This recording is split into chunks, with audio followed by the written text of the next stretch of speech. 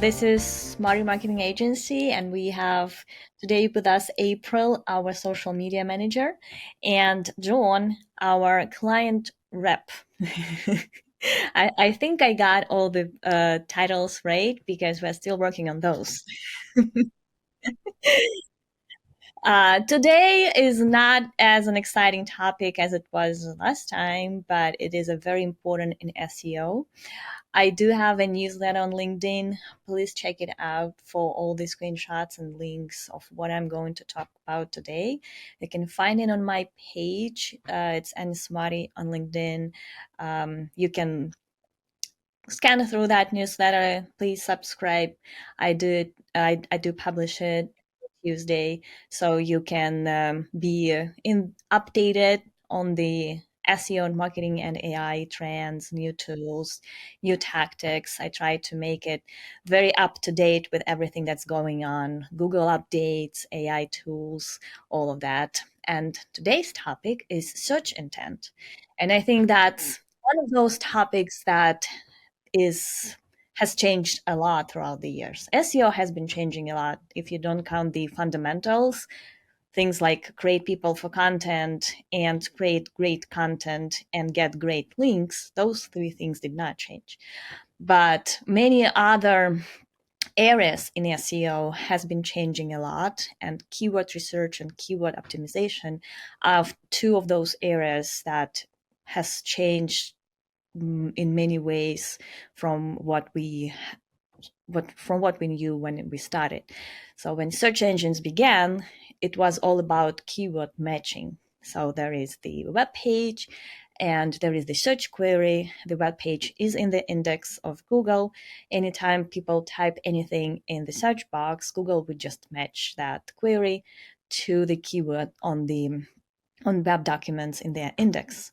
That was 20 years ago. That was very powerful tactic to optimize. All you needed is to have a page that would have that keyword in the title throughout the page.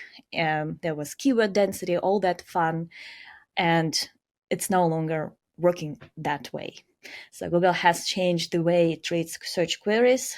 Now it uses semantic analysis, machine learning, AI to better understand, and obviously their own click-through data that they collect, analyze, and adjust the algorithm based on those insights.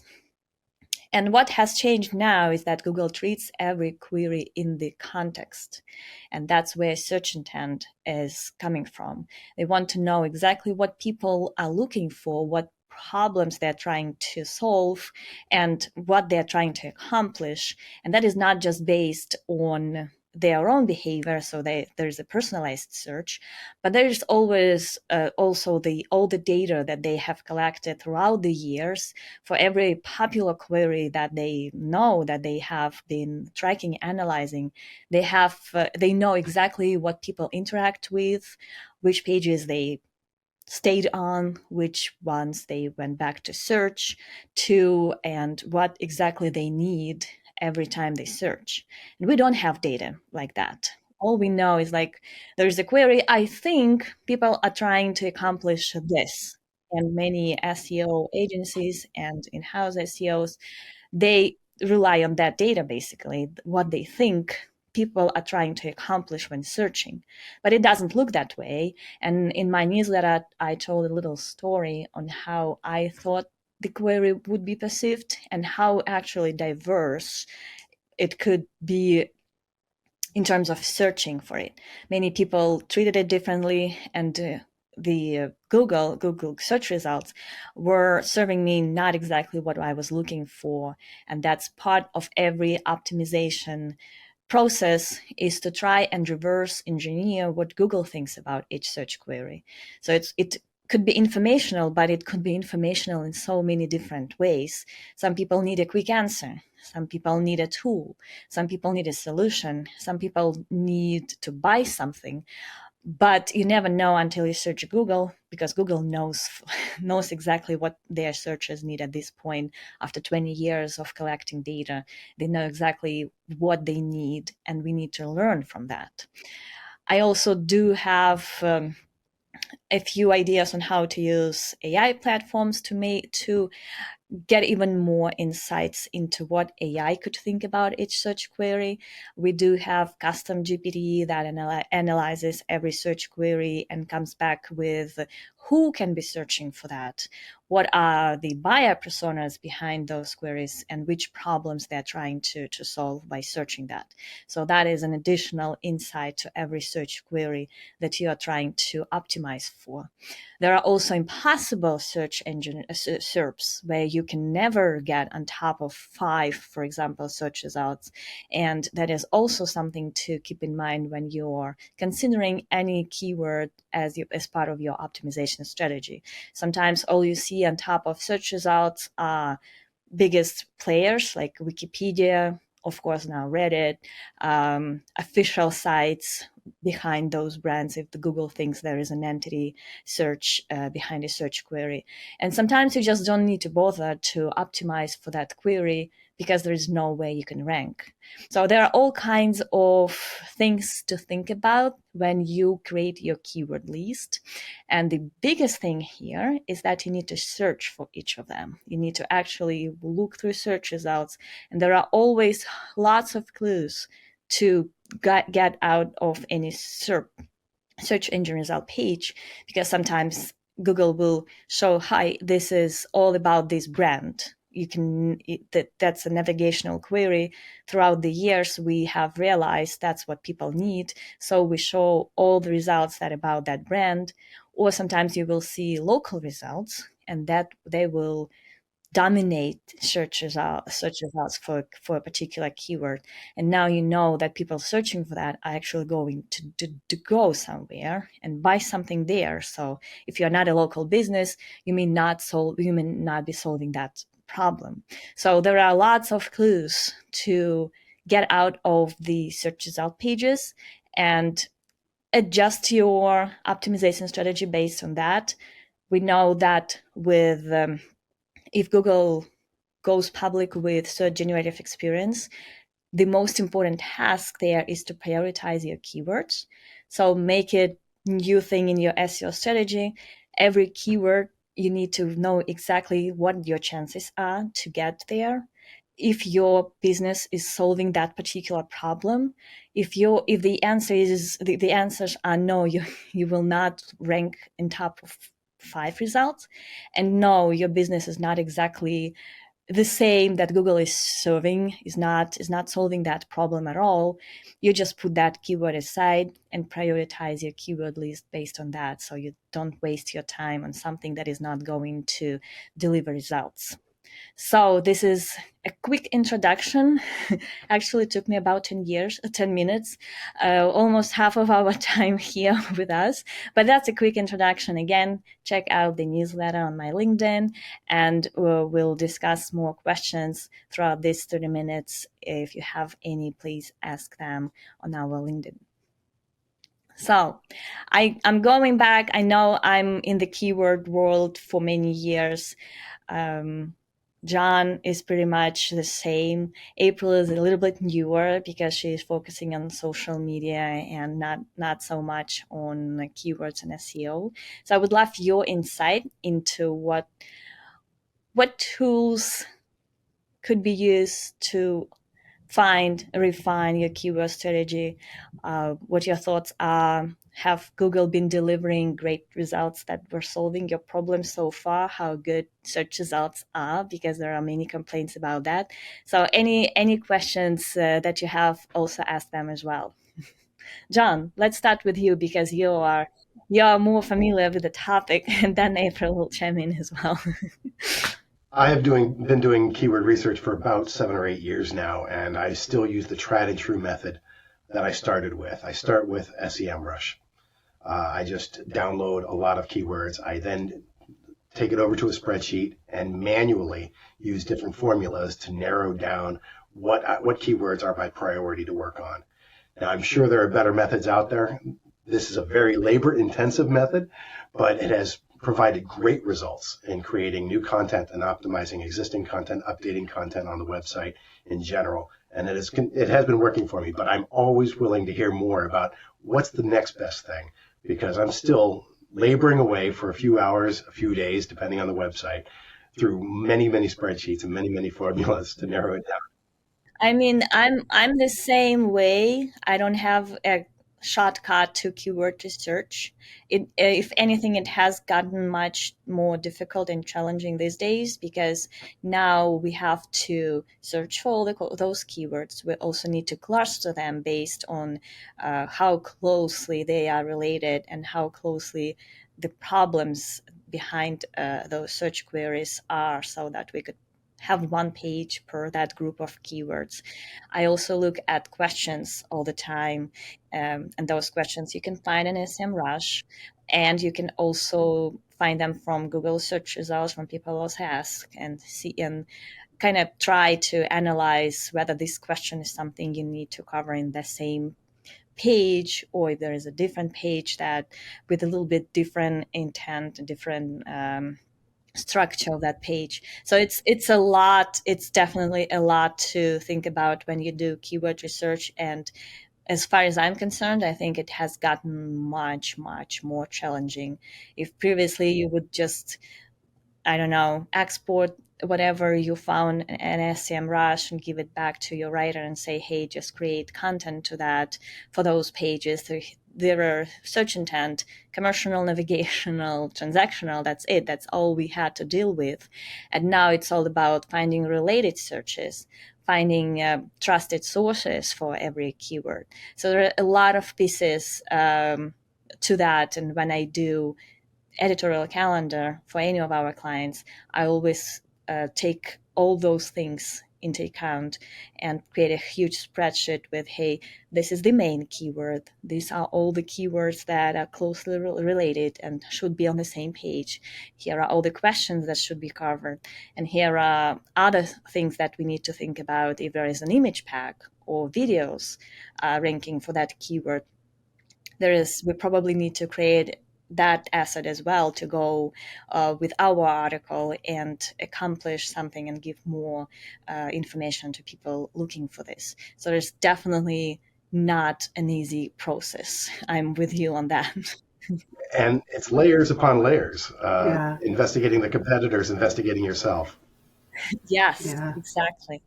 I like using the people also ask and the other section at the bottom of the Google search results, and I kind of like because I do like write a lot of page copy too, with a lot of keyword rich page copy, and like sometimes I'll use those questions as like the headers for news sections to answer the keywords with like I'm trying to make it seem natural, but I'll also answer the questions. And I actually find it really fun because it's kind of like psychology a little bit to figure out what people want to know about the topic. I'll also ask myself what I want to know about the topic.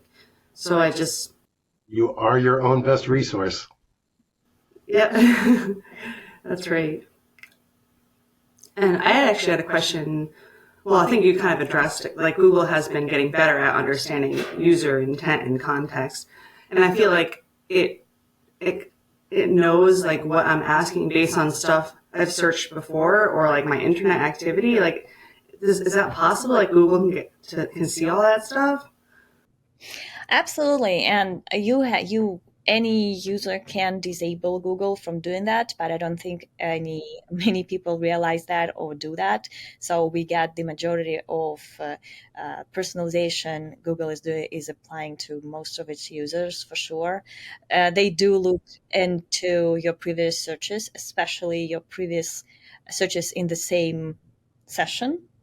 Right. I did a few experiments with that. For example, if you search for something like how many calories are in cheesecake, and your next query would be best recipe for tonight, Google will actually serve you cheesecake recipes because you just searched for that within the same session. Yes, it can be different if you go to another browser or even close that tab and search again in a different tab in the same browser. That would impact that, but immediate searches definitely inform Google as to what you're looking for. But it's not just that. We know, and from their documentation that is going public these days, we know that they do use click data, and they save it for about 16 months or 13 months. I forgot wow. exactly how long, but they collect that and they adjust their algorithm based on that. So it's not as straightforward. So it's not applied to a certain URL. For example, if your search snippet is not clicked that much, it's not against you. Google does not apply any penalties to that, to your URL, but they adjust their algorithm for that query to try and give surface something that people really search for. If you search for, and that was in my newsletter, like if you search for Harry Potter house, Google thinks it's about the Hogwarts, all the Hogwarts houses there. So it's not just Harry Potter. They know Harry Potter is more like an entity that applies to the whole book, not to the character inside that book. And they do not do that because they of semantic analysis, which also a part of that, I feel like, but it's mostly about what most of their users mean when they search for something like that, and that's the part of the puzzle, that the piece of the puzzle that we do not have and will never have, because it's not possible to get that insight from Google for every search query, what exactly they know about it.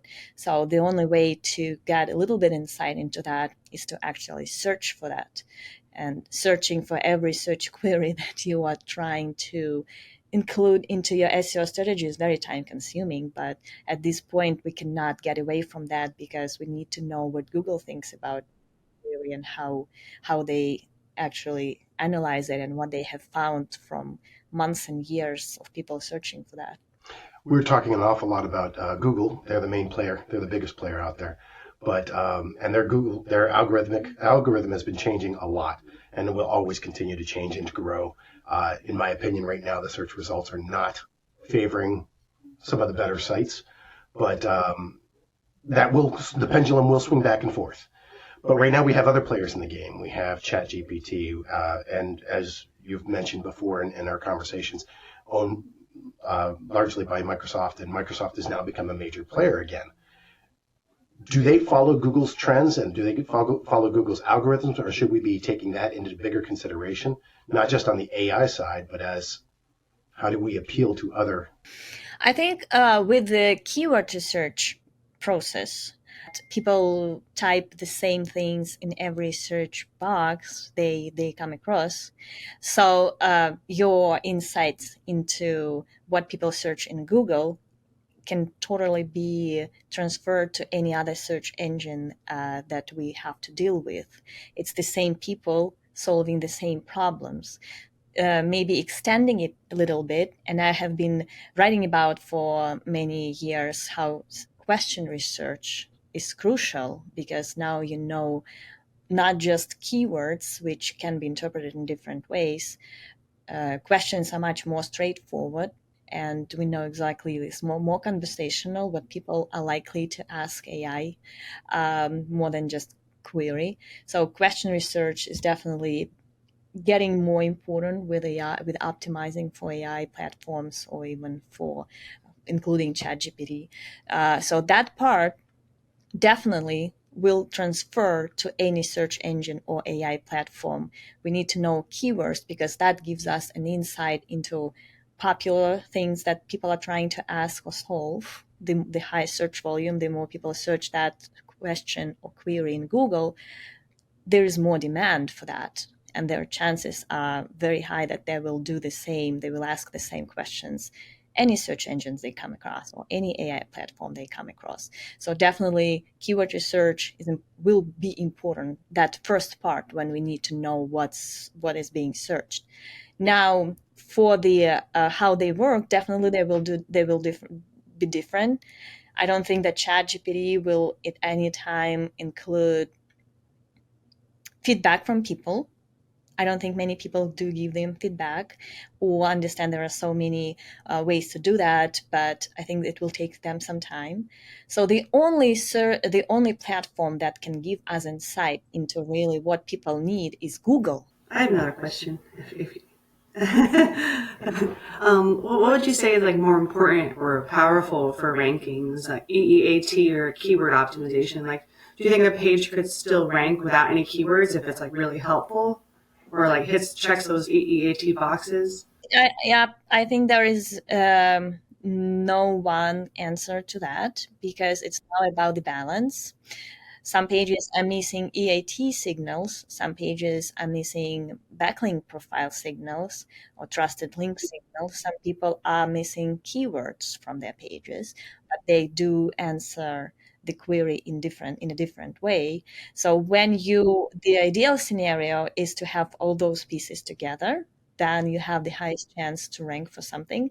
But sometimes Google would balance that. For example, they may find that this content is helpful, but it does not have trusted backlinks, but it will still choose to try and surface it to its searches so that they can evaluate is if that's definitely helpful or useful.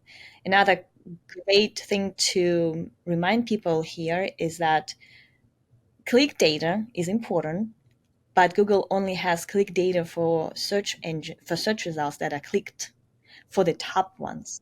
So that's a very limited chance of limited part of data. They don't have click data for all their index, only higher ranking pages, and that's why they're trying to surface more URLs that lack signals, but they want that click data for those as well to better understand what people engage with, interact with, what they find useful. So anytime you see something ranking that's not supposed to rank based on any signals that we can gather from SEO tools, but it ranks very, very well, that may be part of that helpful content algorithm where try surfacing pages and getting click data for those, even though they don't have all the necessary signals that would work for them to rank. So there is no way there's no way to tell, hey, I don't know, EAT is the only thing you need. Then you will rank, Yeah, regardless yeah, of keywords, regardless of yeah, anything else. So it's a huge puzzle with so many yeah. pieces. And our job as an SEO agency is to ensure that our clients have most of their pieces together and they have all of that in good shape. You want to be able to see the picture. Yes. So their chances to rank are the highest. Mm-hmm.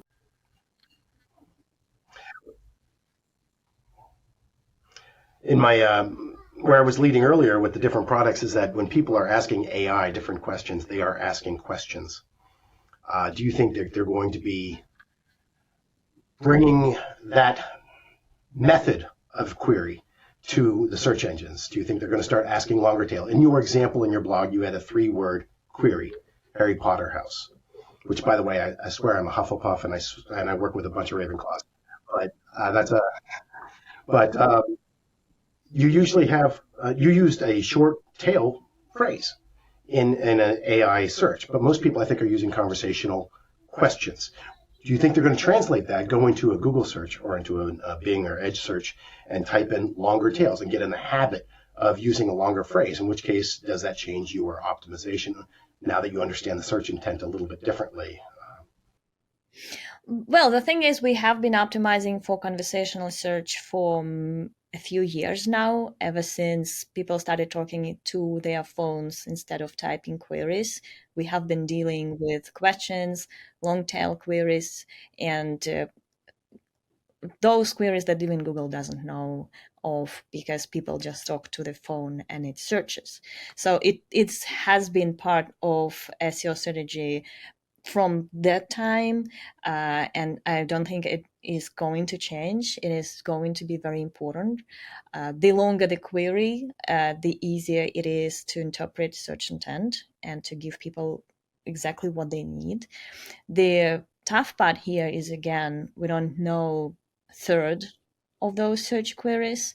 I did a test with Ahrefs and SEMrush, looking at my actual keywords and my actual Google traffic, and then using those tools to evaluate what they know about my traffic. And it's always missing 1/3 of search data for every site that I checked. So we don't know those queries, and whether we are going to know them, I don't know. So we will still have to optimize for what we know. And those are probably shorter tail queries, not just because those tools do not capture long conversational queries because they're new to them, they're new to Google. We don't know exactly what people are searching. So there is a missing piece in that regard, that we don't have that data. But definitely trying to converse through your content and optimize for questions, at least for those that we know, has been an important part of SEO strategy. Ever since the introduction of voice searches. So it's been around for a while. And voice search was kind of the big incentive for that. It's not like we were neglecting long tail queries before that, but with voice search, it was obvious that if we want to be found, we need to know how people talk to their devices. And I know ChatGPT has a mobile version as well where you can converse with it as well. So it's pretty much the same thing, it's just a different platform. We have a question in our chat asking about title tags and the structuring of title tags for pages, mainly with the use of the pipe symbol to break the tag up. Do you have any recommendations on the title tag structure for the pages? I'm not very good at that, to be honest. There is a fine balance between making it optimized and making it clickable.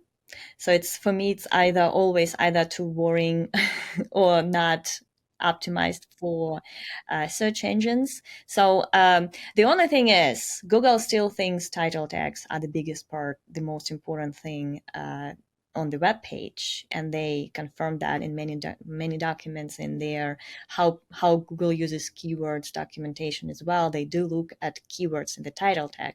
So my recommendation is always start with your keyword. It should be the first part of your title. If that's possible, just do it, because for many reasons. First of all, that's how Google will know that what the page is about, what your focus is, and it will also be right there in search results for Google, for people to see exactly what they're searching. So that could also help with click-through. So I always do that. I feel like it's an old school strategy to do that, but that's something I have not changed throughout the years. I always start the title tag with the main keyword and then try to add something engaging, maybe a question or top 10 list or something like that. But the first part is always the keyword.